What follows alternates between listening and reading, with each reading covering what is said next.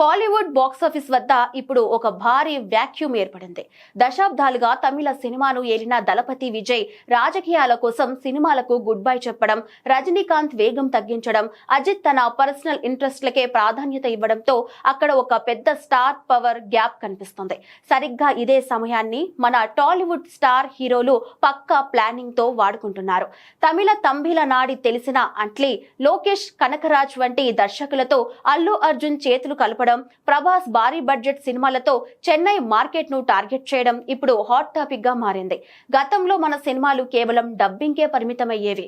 కానీ ఇప్పుడు మన హీరోలు నేరుగా కాలీవుడ్ డైరెక్టర్లతో సినిమాలు చేస్తూ లోకల్ ఇమేజ్ కోసం ట్రై చేస్తున్నారు.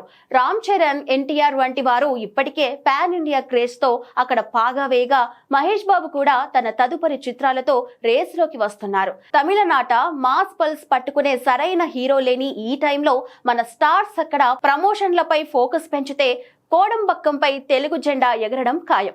సినిమా విశ్లేషకుల ప్రకారం తమిళ మార్కెట్ ను ఏలడానికి టాలీవుడ్ కు దొరికిన గోల్డెన్ ఛాన్స్ ఇదే. మన హీరోల మాస్ మానియా తమిళ ప్రేక్షకులను మెప్పిస్తే దక్షిణాది సినిమా రూపురేఖలే మారిపోతున్నాయి.